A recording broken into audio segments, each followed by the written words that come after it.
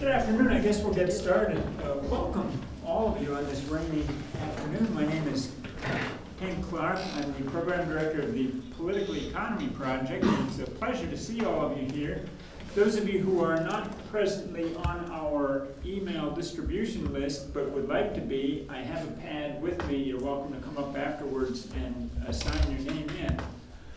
I'll just mention a word about a couple of upcoming events that the PEP is sponsoring.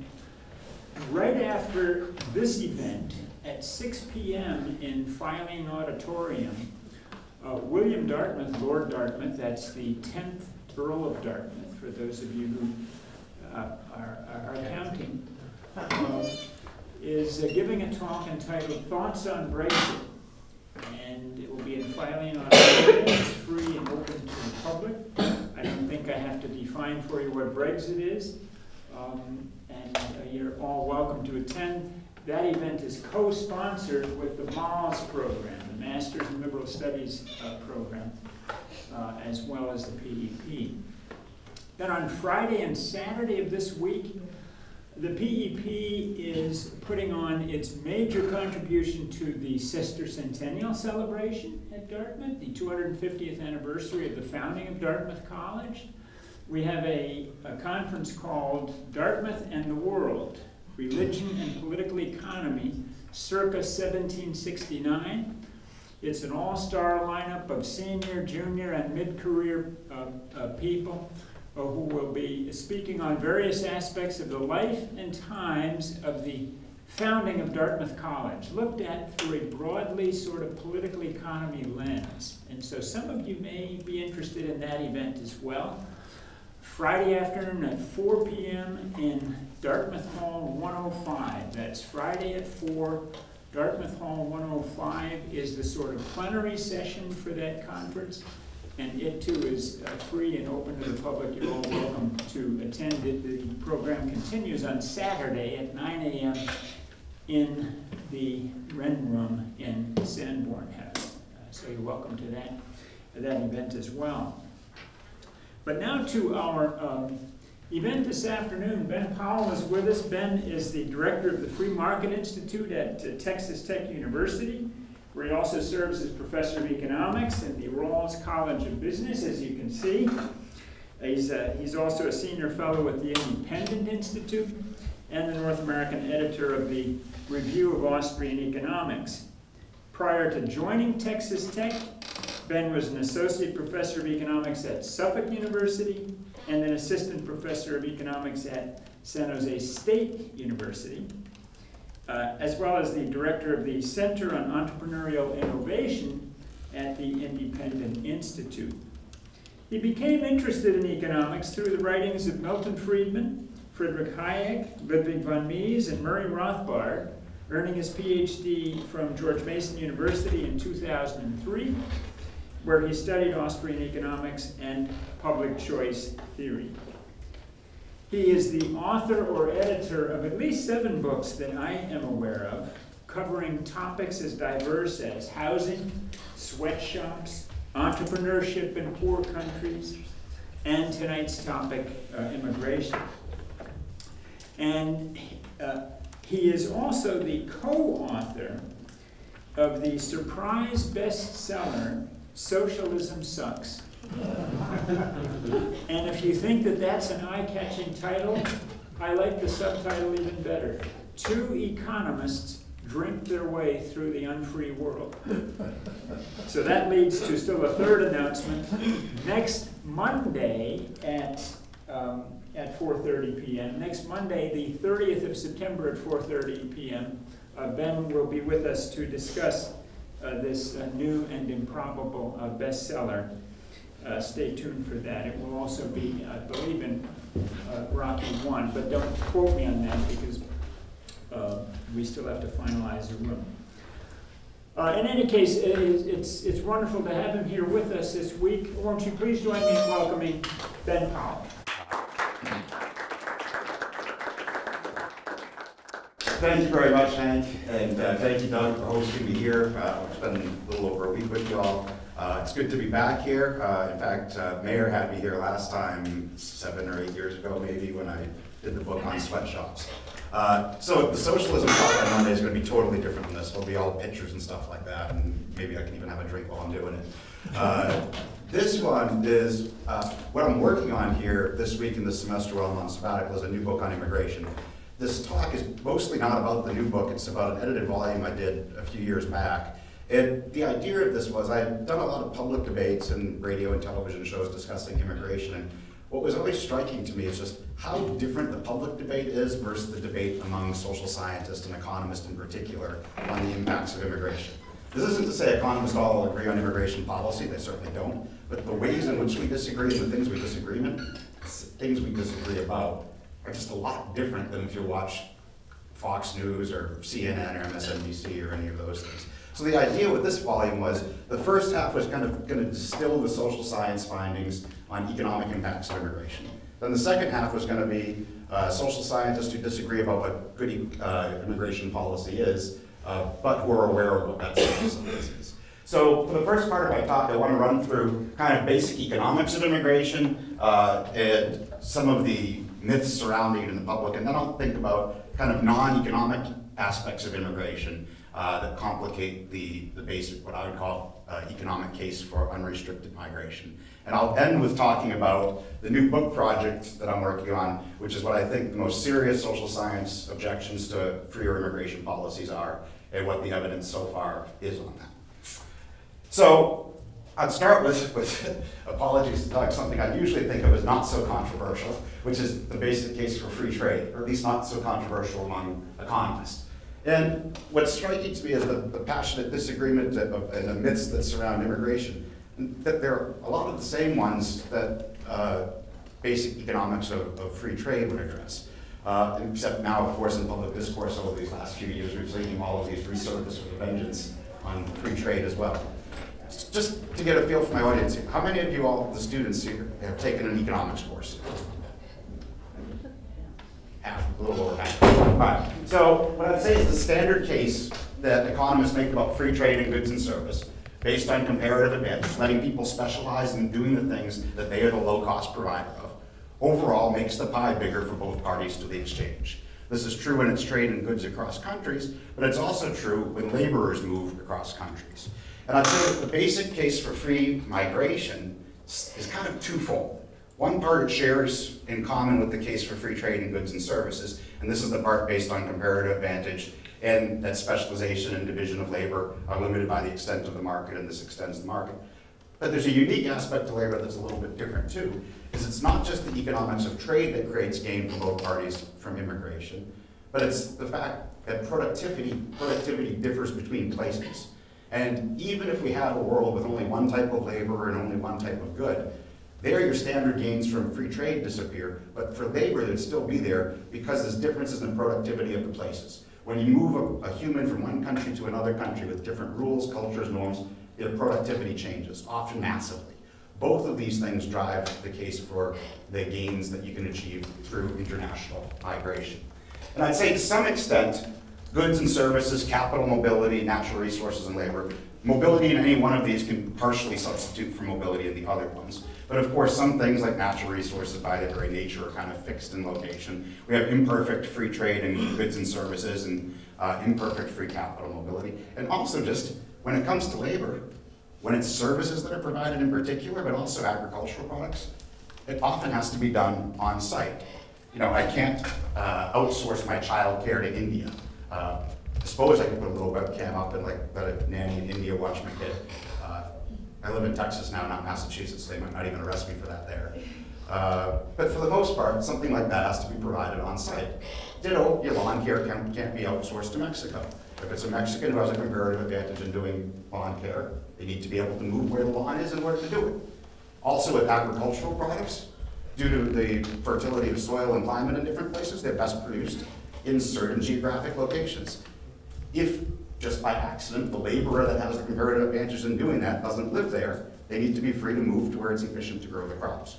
So, to some extent, they substitute for each other, but even with the other ones, if they have free trade in the other ones, you'd still need mobility for labor. So, this first part of what I'm going to tell you, the size of it may be surprising, but the general thrust of it shouldn't be. and that's that there's gains to the global economy from free migration. This is pretty obvious, I think, but what most people don't appreciate is how massive economists estimate that they could be. So if we believe surveys, something around 600 million people, or roughly 14% of the world's population, would like to be able to move to another country. For about 100 million of them, the United States is the first choice destination.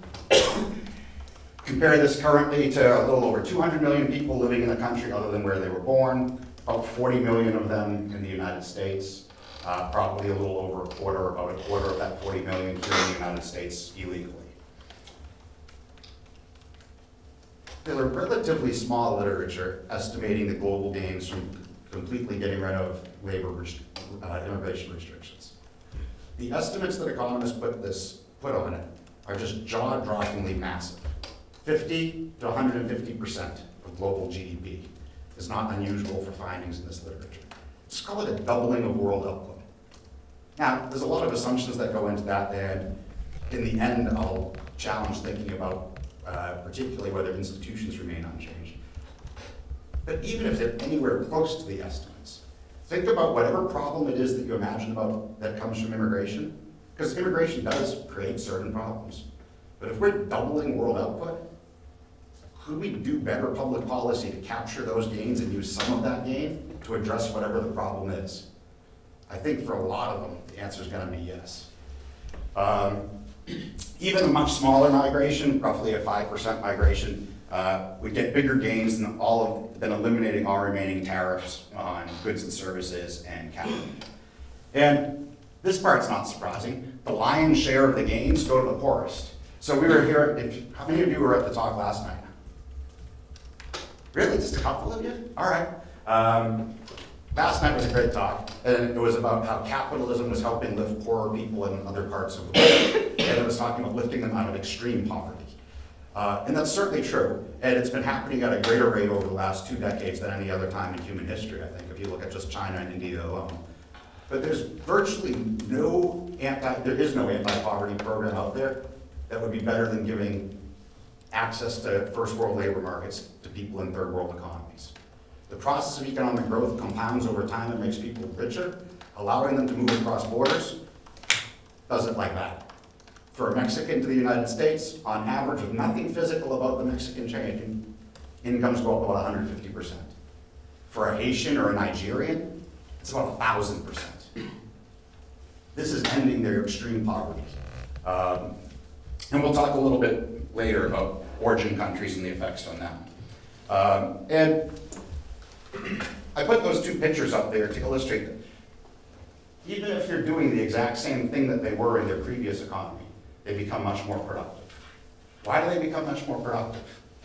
Part of it is, I think a large part of it is, the institutions in the destination countries, places with a better degree of the rule of law, better protection of private property rights, generally more economic freedoms, that allow them to make use of what Julian Simon called the ultimate resource, their own creativity.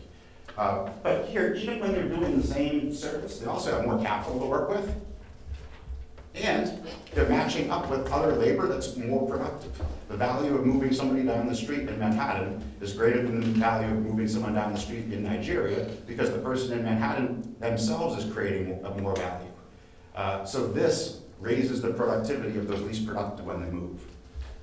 So now what I'd like to do is talk about some of the objections. And they'll go with, but what about us in the destination country? Immigration's great for the immigrants, sure, that's why they move, but won't they make us poorer? Most popular economic one?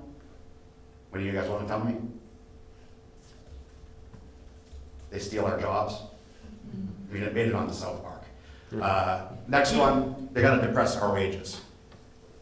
All 3 of these, none of them are really true overall. We'll talk about some caveats in the wage one when we get there. But this is what you'd believe if you watched Lou Dobbs on TV or something like that. So, US economy, and I'll give a very US-centric talk. During Q&A we can do more on European context or other countries if you wish. But even economists who are critical of greater immigration generally find that there are small net benefits to the destination country, to the natives in the destination country from immigration. So George Borjas is probably the most prominent economist who I think it's fair to say is critical of greater levels of immigration. If you use his back of the envelope accounting on this, with current immigration in the United States, it puts the net annual gain to the native born at around $50 billion per year. And $50 billion is small as a portion of a, what, $17 trillion economy, but it's still a gain, not a loss, and this is coming from the side that's critical of this. In Borhars's more recent estimates, and I'll mention it when we get into fiscal, he's able to basically cook the books, in my opinion, in order to come up with some losses via fiscal policy that turn this around. But when you use a standard methodology, even most prominent critics says it's a net gain. Now there's some reasons why these gains aren't bigger. Most obvious is we have severe quantitative restrictions on who can come into the country. More immigrants, you can create bigger gain for the natives. We also have an illegal population that has a harder time integrating in labor markets, so we get less out of their skills. But at most, we're talking hundreds of billions to the native-born population in the trillion-dollar economy. So it's positive, but small as a percent of the economy overall. Because the vast majority of the gains go to the immigrants themselves. All right, so what about jobs? They steal our jobs. I do it in the South Park voice, but I can't really. I think what we have here is a classic problem of kind of the seen and the unseen. It's true that immigrants can displace natives, and you can put a camera on a construction site and show a bunch of immigrants working, and then you can pan over and have an unemployed American who can say, I used to work in construction. That's definitely true. But that's only the seen. What's unseen is what jobs are created specifically because immigrants come. And in fact, but we know it's got to be there because think about it, as we've added more people, we have a virtually limitless desire for goods and services, add more workers, we're going to create more jobs. There might be some like little temporary differences in unemployment with the business cycle, but the long run pattern of this should give us more workers, we're going to make more stuff. Just think about what's happened in the history since post-World War II years. What's happened to the size of the US labor force?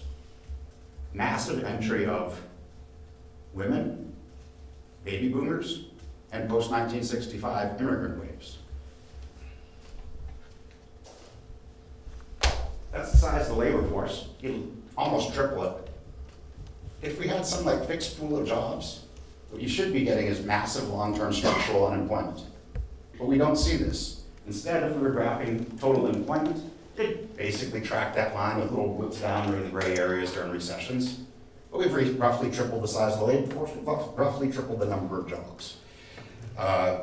Basically, all the scholarly work on this is kind of a long paragraph in the book, says you find little to no effect, certainly in the long run, of net employment effect. So the next one that usually comes up then is wages. In fact, I debated one time the national chairman of the Minutemen organization on the radio. That was the group that was going down and going to enforce the border themselves. And I've never had anybody who was so easy to lead like this. I started by saying that it's a small net benefit to the economy, kind of like I talked about years. But of course, that's not talking about jobs. He's like, that's right, the problem's jobs. Okay, point out we tripled the labor force. No. But of course, we're not talking about wages. That's right, it's wages was the next thing he said. So what about wages? So there's a huge literature on debating the wage impacts of immigrants on natives and destination countries. And the debates raged for 30 years back and forth, or at least 30 years, back and forth on this. And it's a very impassioned debate. Here's where economists are disagreeing with each other. Is there much of a negative impact on wages on workers in destination countries? But over that 30 years, my reading of the literature is it's basically narrowed down to a debate, at least in the US context, about do the wages of people without a high school diploma in the United States, do they go down and at all? Or maybe as much as -7% if you believe one study? And how long does that last? Is it just for a year or is it up to 5 years? But this is like what's got the economists all impassioned and arguing with each other, and Borhars and then some of the other economists, like Michael Clemens, who I like on this, they get online and debating with each other, very passionately, almost saying that the other's numbers are a fraud. But what it's boiling down to is a debate about a very small segment of our labor market, and what I think of as a pretty small effect on wages, where whatever your answer to that debate, I'm not really sure it would impact what my view of good immigration policy is very much at all, as it's a small, potentially a small temporary impact on a small subset. and also possibly nothing at all. So how can this be true? So if you're one of the students who raised your hand that you've taken economics, supply and demand, right? In fact, one of the articles in this debate was called "The Labor Demand Curve is Downward Sloping," basically almost challenging us to be, you're not an economist if you don't believe a labor demand curve is downward sloping. And in fact, this has been pointed out to me when I've written pop newspaper columns on this before. Somebody who had taken one economics course, I had summarized some of the stuff saying that we don't find much of an impact on wages. They're like, not possible, supply and demand. You obviously don't understand supply and demand, which is an interesting thing to accuse an economist of. I wrote them back, actually, it started mostly just as kind of hate mail, and I drunkenly answered one night. Usually I just delete those. But then the exchange went on a few times to get more reasonable, and that's basically what his argument boiled down to. And so I sent him some different references on this because he asked me that. He says, can we publish our email exchange on the website I run on immigration? I actually had to go back and look at the first email, make sure I didn't say anything absurd in that one. And once that was okay, I was like, yeah, sure, but just quote these sources. I give him some journal articles to refer to. And the article title, it told me it was going to be "Economist Denies the Laws of Supply and Demand." Instead it became "Economics Profession Denies the Laws of Supply and Demand." So, it's also, by the way, the only time, at least to my knowledge, that I've been featured on a neo-Nazi website. But because it was a hack job on me, I kind of like it. All right, so why isn't this true? So actually, one of the students in the room, give me something that complicates this. What else is going on here? So the first part, shift out in the supply curve, right? We added more immigrants. We got a supply of workers, add immigrants, more workers in the economy. Nobody wants to play ball? Yeah, I don't. There's two things I can think of. So one is that we don't necessarily know the elasticity of demand. So it may be flatter than that. And the second thing is that demand would shift out because you have more workers in the area and they're consuming. Yeah, so let's take both of these one at a time, and then we can do a little bit more too. So one, it's not just the shift in the supply curve. The immigrants don't come here and demand nothing. If they come here and demand goods and services, well, then someone has to supply them. That means people have to be hired to do those jobs as well. Now, it's an empirical question. Does the demand curve shift exactly proportional to the supply? Less than proportional? More than proportional? Any one of these is theoretically possible, but that's partially going to offset it. Next part, about that labor demand curve and the slope of it. Well, it's also the case that capital forms in response to labor. Add more workers into your economy, you're going to get more capital, and that makes them more productive. And if that's the case, we're going to start flattening the slope of that demand curve and making it look a whole lot more horizontal. And basically, by the way, this is what we find, is that capital does come in to match labor increases when you put more of it here. In fact, Professor Lewis is in the room. He did a new paper recently on this. Correct me if I'm wrong in my brief summary of the Bracero article, right? Yeah. The Bracero program had roughly 500,000 Mexican farm workers in the United States from post-World War II till early 1960s, doing agricultural work. They shut down the program supposedly to improve the wages of the native-born working in agriculture in the United States. And you investigated what happened, and basically my memory of reading this was that didn't do much to change the wages of workers in farming in the states most affected. And the main reason was the farmers invested in new technology and capital formed. Basically. That's great.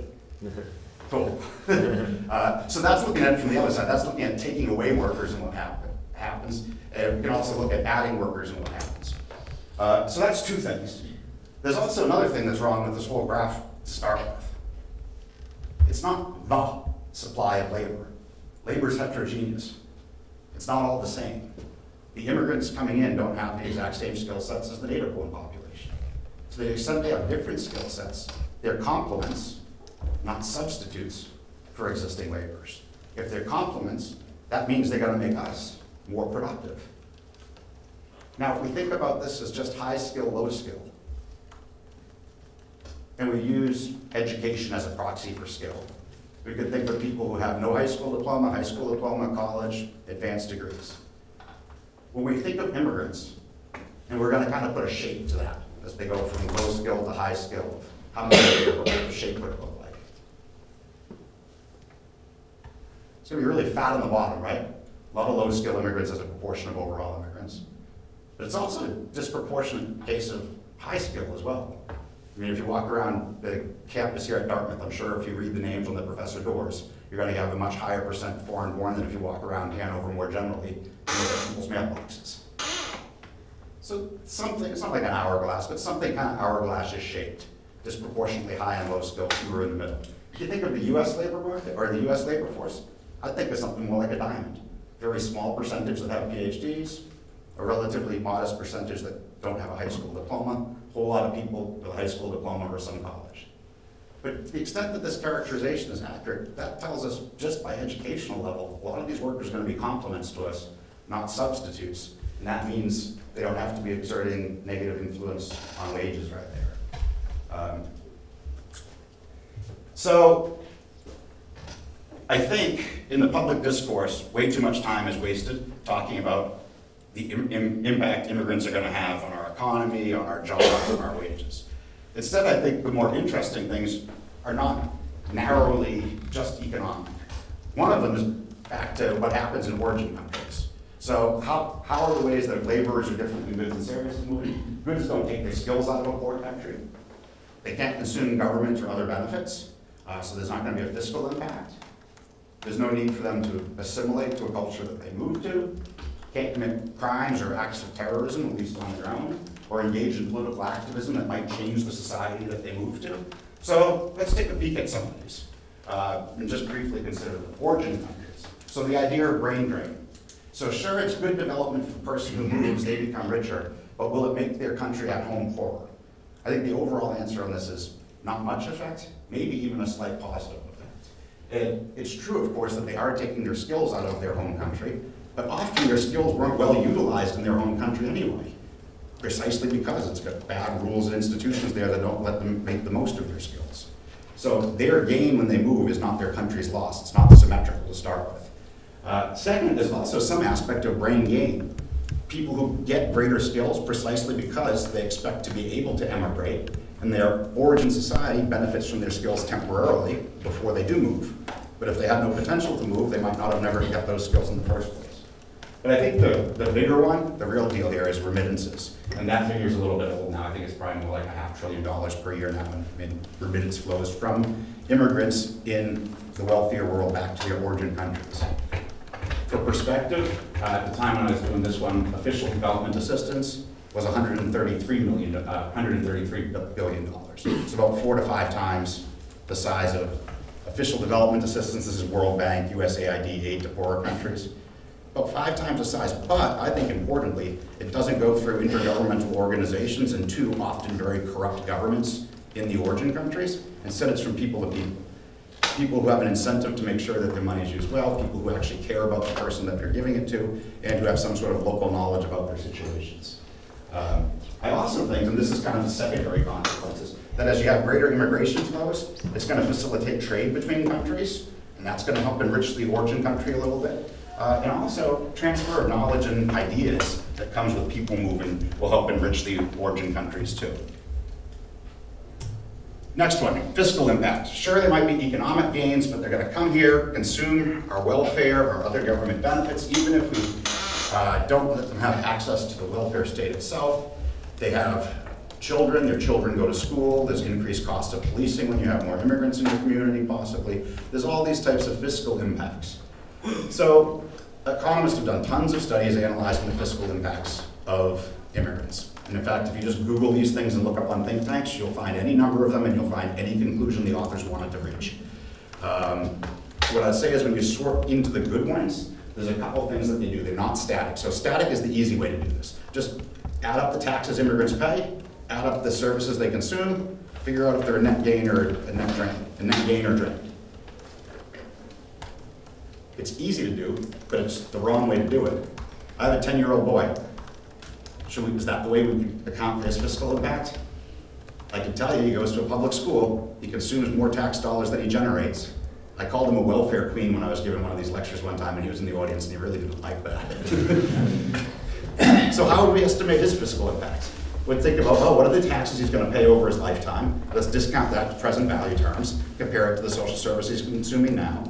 take Social Security when he retires, discount that back to present value terms, if it still exists, and now we get a better accounting of his fiscal impact. So doing this is generational over time. It also should be dynamic in terms of taking the account of the taxes that are generated because of immigrants, but not necessarily paid by the immigrant. For instance, an employer hires an immigrant because they expect to make greater profits.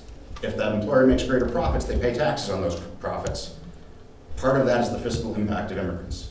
Did the immigrant literally pay the tax? No. But did they generate the tax revenue? Yes. So the good studies try to be generational and try to be dynamic. The problem with this is, once you're forecasting this stuff out into the future, you're guessing about future policy. Know what I said about my child, if Social Security still exists. I don't know if it will. It certainly won't by the time he retires in its current form. So the assumptions we make about future economic policies can cook our books and drive the results of the fiscal impact now. That said, my reading of most of these, the ones that seem to take existing policy and kind of project it out reasonably and do these, some of them are negative, some of them are positive, but they're all clustered around zero. They're just not very big. The outlier in this recently was the National Academy of Sciences study. They showed a big net drain to the economy from, well, they had a number of different scenarios. In a couple of them, they were able to show net drains on the economy via a big negative fiscal impact. But the weird thing that's in there is under the only analysis they did where they came up with the big negative fiscal impact, they included the increased cost of public goods because of immigration. Do one of the students in the room tell me the definition of a public good?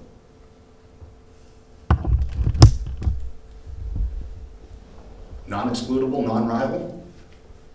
Okay. What does this mean when we add more people? What should happen to the cost of a public good? Shouldn't change. Why is that in a National Academy of Science study? Because somebody wanted certain numbers to come out of that study.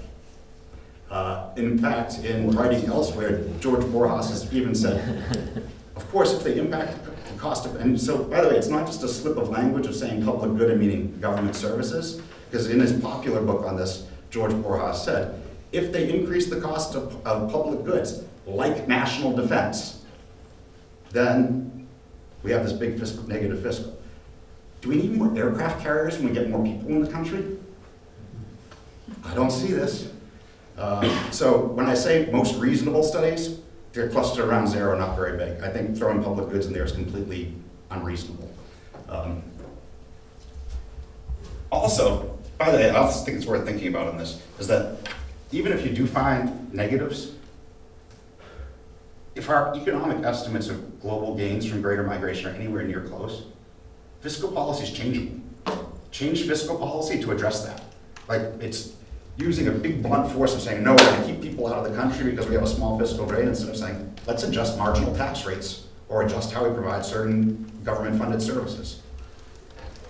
In fact, even if you wanted to make it to be a net gain for the native born, I'm not necessarily in favor of this, but how about an immigration surtax? Sure, you can come into the country, but you have to pay an extra 5% per year, no income exemptions, no anything else, in addition to whatever your normal tax rate is. I don't think that's right, but if the real objection is we're not going to let you in at all because you might be a tax drain, that turns them into a tax gain. If 5% doesn't work, make it 7%, make it 10%, make it 1%. I don't care the number. Pick the number that you need to make it work, and you can make them a net gain. In fact, if you were using an exclusively nativist welfare standard where all you cared about was the welfare of the native-born population, if economists are anywhere near right on the size of the immigrant gains, you'd have to be very uncreative to not figure out a way to let immigrants in and tax them and give some of that money to the native-born population in a way that makes them a winner. Certainly you could do it to address fiscal drains.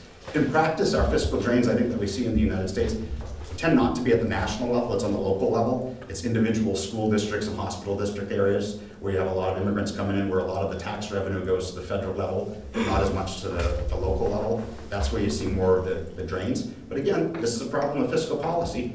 Reallocate how we do that tax revenue and you can make that drain go away. In the interest of time, I'll skip over assimilation, just talk a little bit about what I'm working on now for the new book on this. So, most of what I've said so far, I've kept repeating, if the gains that economists say are anywhere near correct. I think that's where the the big stakes are in immigration economics right now. So George Borhar's and Paul Collier kind of about half a dozen years ago or so, each independently, made claims about what's going to happen if hundreds of millions of people leave poorer countries and move to richer countries. Would those richer countries, what makes them productive, remain unchanged? In short, people come from places with dysfunctional social systems that allow them to not be very productive. Might they infect, essentially, the destination country with some of the social capital that was responsible for making their origin country poor in the first place? I think this is the most important objection raised to immigration. If it's true, then those estimates that economists did before about the great global gains, they go away. Because not only do the immigrants not become as productive as they otherwise would be, but the natives in the destination country become less productive too. As a result, the big gains become small, or, if bad enough, could even become negative for the world. Now, when Borhars did this, he did it with, I think, 6 simulations in a journal article and no actual evidence that any of it occurs. Just said, if it does do this, how bad could it be under some different scenarios? Collier gives some anecdotes in Great Britain, mostly about cuisine. So what I started was a research program about 5 years ago, trying to investigate and measure this and look at it empirically. And that's the new book I'm working on, is kind of pulling all of those together. And started off doing it on the effect of economic freedom. So an index that basically measures your rule of law, how free to trade you are, how big and intrusive your government is, how sound your monetary unit is, how much you're regulated. The index has been used in hundreds of papers, being positively associated with growth and other good development outcomes. So if it's the case, and it is, that immigrants come from less free countries towards more free countries, which there's studies that basically show that, if they bring some of the ideas responsible for the poverty in their home country, could they impact our economic freedom and our policies here? I've looked at it a few different ways, across countries, using like a 20-year time period, looking at initial stocks and subsequent flows of immigrants. Don't find any evidence of economic freedom deteriorating in destination countries like that. In some cases, I actually find positive improvements in economic freedom. And I think part of what's going on is this selection bias of who migrates. It's not the people who want to replicate the institutions of their home country.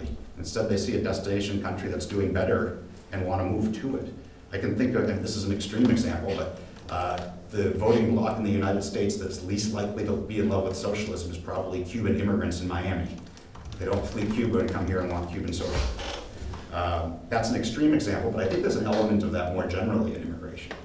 But of course, doing this across countries comes from a world of management. In fact, I sent that paper to Borhars when I published it, and he wrote back something along the lines of, that's all well and good, thanks, but this comes from a world of managed migration with relatively modest stocks and flows across countries. Not sure how much it speaks to a world of open borders. Then he said something like, what I'd like to see is a natural experiment with a large exogenous shock and what happens to institutions there. And as I'm reading the email, I'm like, yeah, Israel, let's look at it.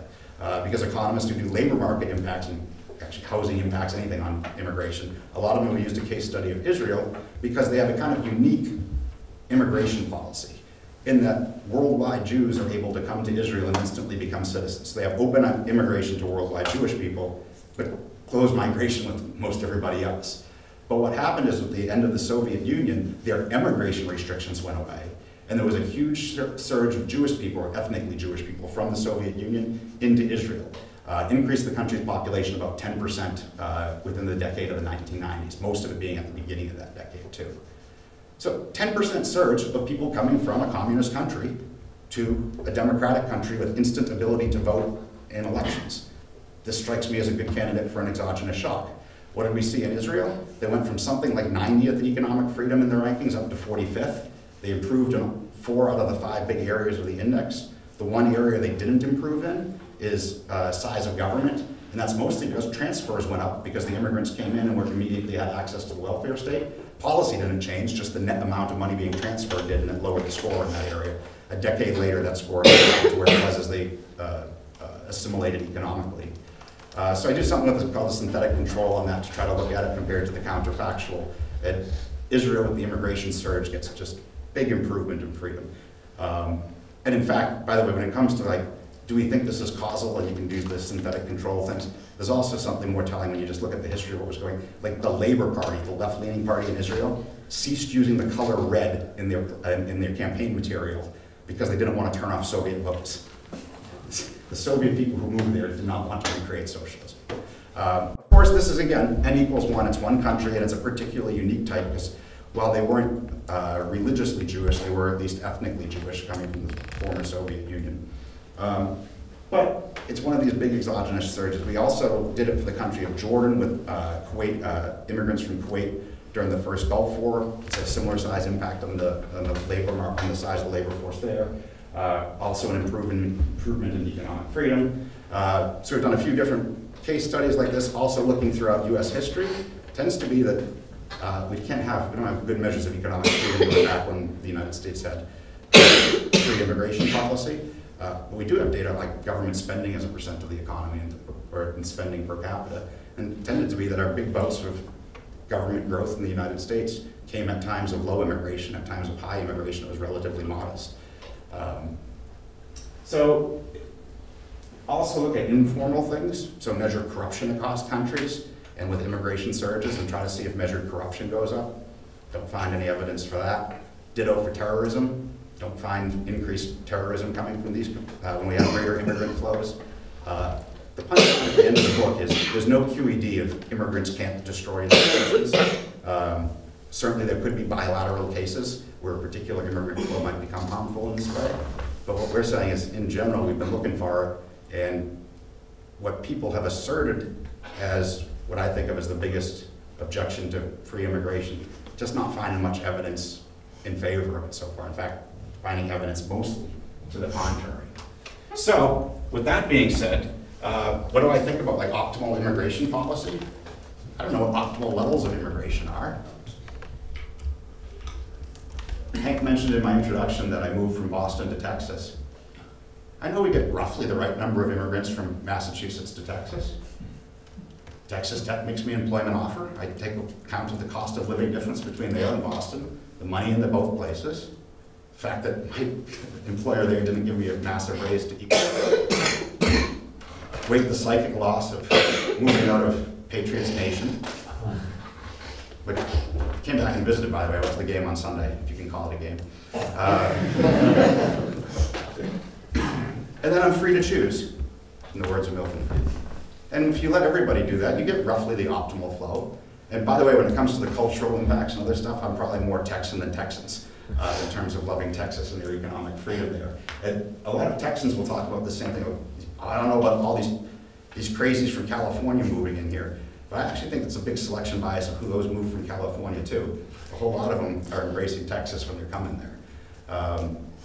But we need a market, basically my punchline is we need a market to figure this out. We need a competitive labor market, competitive housing markets, and without leaving people free to choose, there is no optimal planned system. When people say the Canadian system works, it's not working in the sense of we're getting an efficient international labor market. You can't centrally plan your international labor market for the same reason you can't centrally plan other markets in your economy. So with that, I'll wrap up and leave the last 10 minutes here for questions on anything related to this. Yes, sir.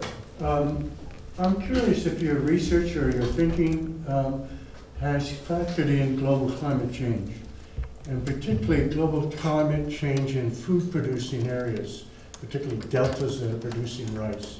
Therefore, you don't have economic, well, you do probably economic, but political refugees. You have a different kind of a refugee coming into a state, and for maybe different reasons. Is that factoring into your research at all at this point? You're saying in the event of climate change that impacts poor countries, you're going to have climate refugees. Yeah, I think they're refugees who are not necessarily looking for economic opportunity. Yeah. But they may be survival opportunities. Yeah, I'd say that since we just don't have that mass movement right now, it's not in the new research in the new book. The closest we have to it is probably the case when we do Jordan, and there it's not climate related, but it's clearly a war displacement rather than an economic pull motive for refugees.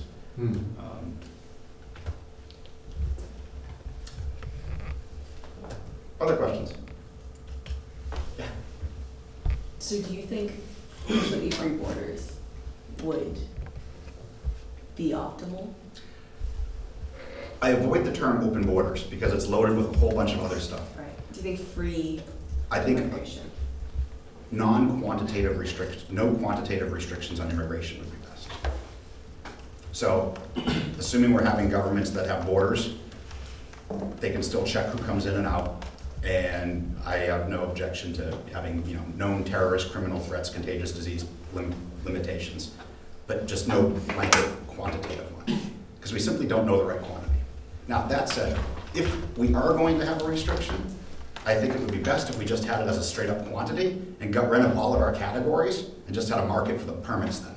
So you're only gonna let 100,000 people in, you're only gonna let 1 million people in, you're only gonna get 2 million, whatever the number is. Auction them all? Auction the permits, all of them. Because if you do that, you got the quantity wrong because we don't know the right quantity without a free market in it. But we can at least get the mix, conditional on having the wrong quantity, to be the most value maximizing mix for us. And let employers in the United States buy the permits and give it to a worker to come in. Let a worker in the third world save up money to buy a permit. Let family members here who want to bring their cousin or nephew over save up money and buy the permit. Let nativists here buy a permit and burn it for all I care. Let everybody into this market. And this isn't unique to me. I mean, Gary Becker made this proposal years ago, and many other economists have done some version of this. But that would at least come up with a reconciliation mechanism of how do you weight the value of family reunification for one person against an extra engineer at Microsoft. There's no way to do that from a central plan. If we put a market to it, the people can at least have competing bids. We have a scarce resource, immigration permits. Now we're going to use an efficient allocation mechanism for our scarce permits. I think that would be better. Yeah, Mary.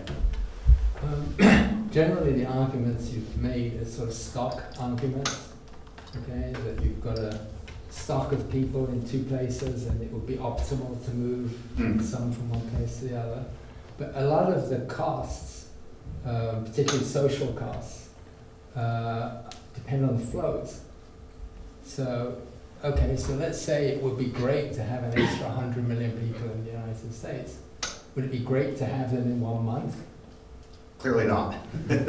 So have you thought about that? You know, I mean, I guess I've thought of it over beers, because to me it seems like we're so far from getting an immigration policy that says we're really going to let everybody who wants to come. Now we just got to think about the timing. Well, but I think a lot of the objections are things that are very much affected by the rate at which they will come. I mean, people probably don't care a lot about the total number of people that come, but how many are coming this week, this month, this year?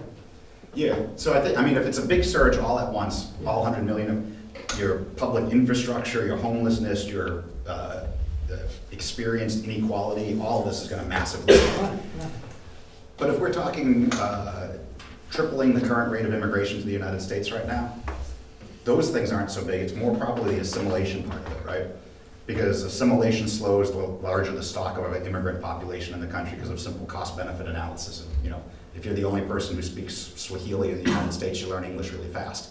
If you speak Spanish, there's not a need to learn English as fast.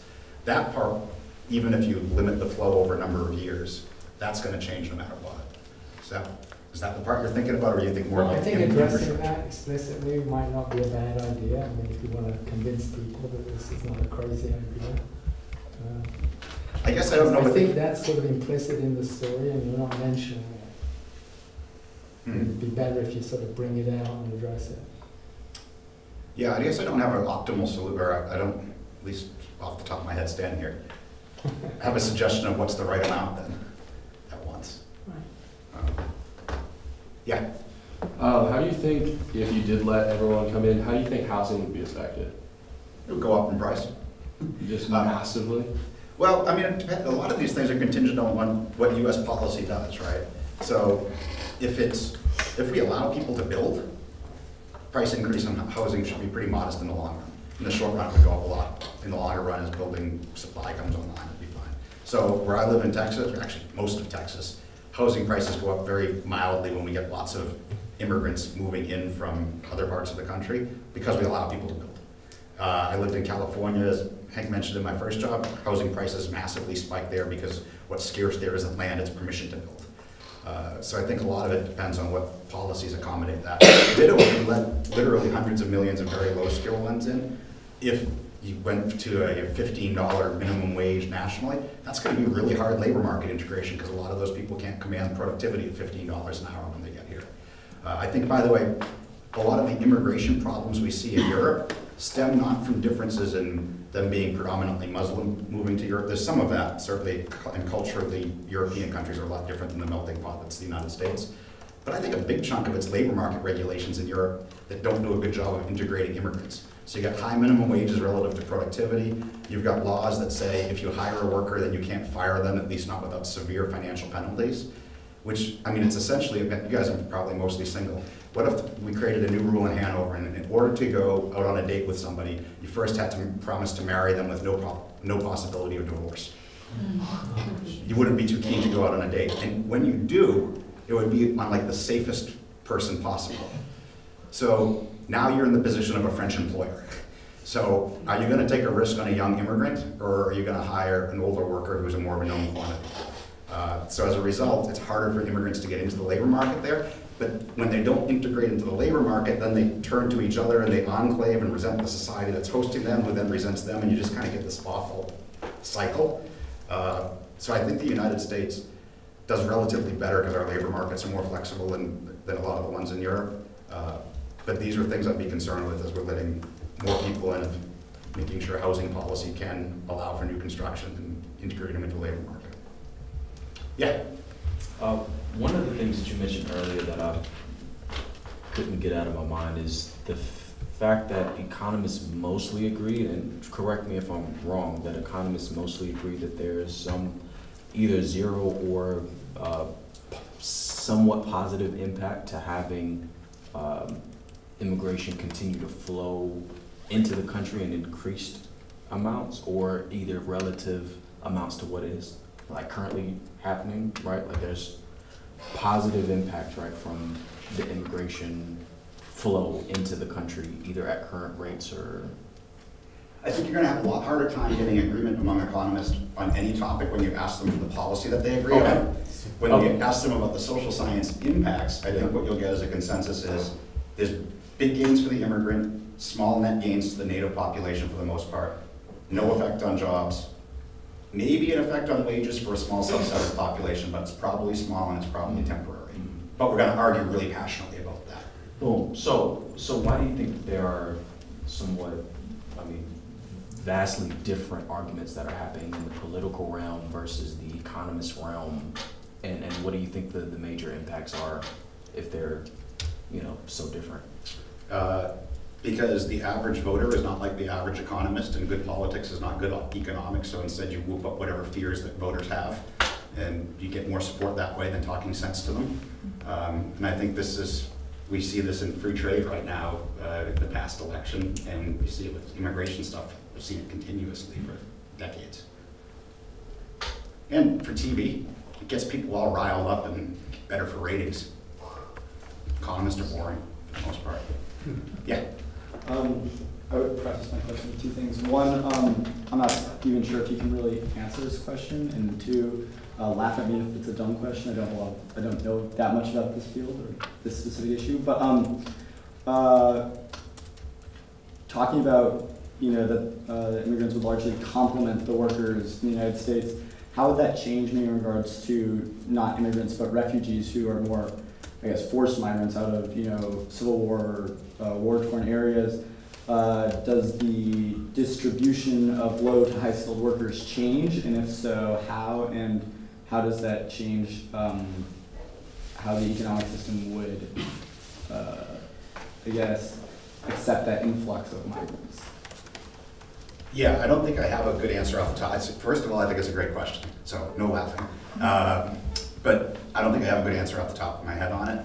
I'm thinking through as you're saying it, like thinking about like Venezuela and its collapse right now. It's a lot of actually middle class to middle upper class people who are migrants out of there flowing to different countries. I don't know of anybody who's studied the impact of that flow specifically yet. but that would be a good candidate for looking at the type of thing that you're talking about. And it's my casual empiricism that's thinking that that labor flow is different. There have been other ones where they've looked particularly for, so if we're going to look for like wage impacts for high skill differences, like there was an old paper on immigration from the Soviet Union after the fall of the Soviet Union, what happened to the wages of mathematicians in the United States, where you had more substitutes for each other. I mean, and that punchline is basically, when you're more of a substitute for somebody, you're more likely to push wages down. Yeah? I'm wondering about the extent to which some of the phenomena you described are actually a consequence of current migration policy. Like, for example, the fact that there's a higher proportion of high-skilled laborers than average Americans. Maybe that's a result of how difficult it is to migrate to the U.S. right now, and even with remittances, like maybe that people are sending money back to friends and family in their home country because their friends and family in their home country can't come with them.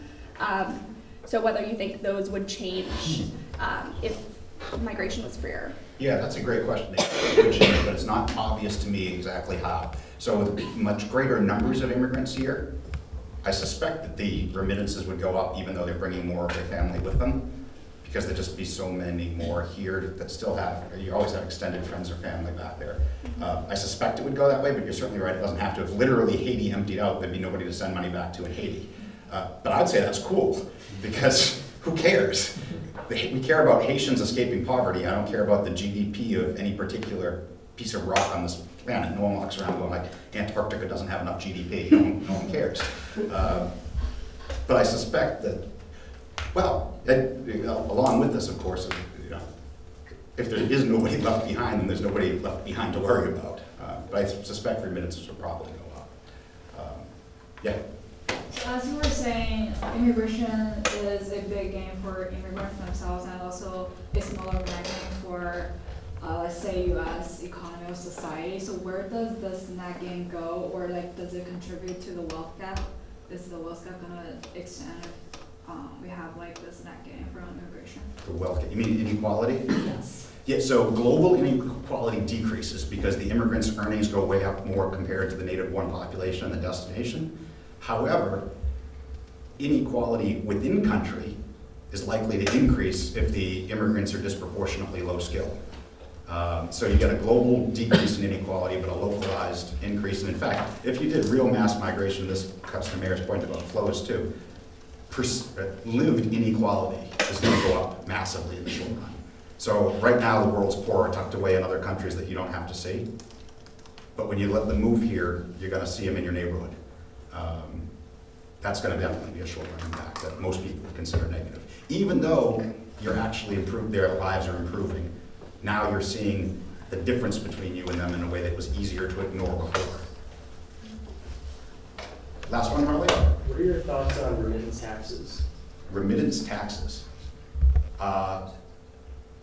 In order to fund something, right? So there was like debate as to whether or not you can tax remittances to fund, for example, the wall that Trump is intending to build, right?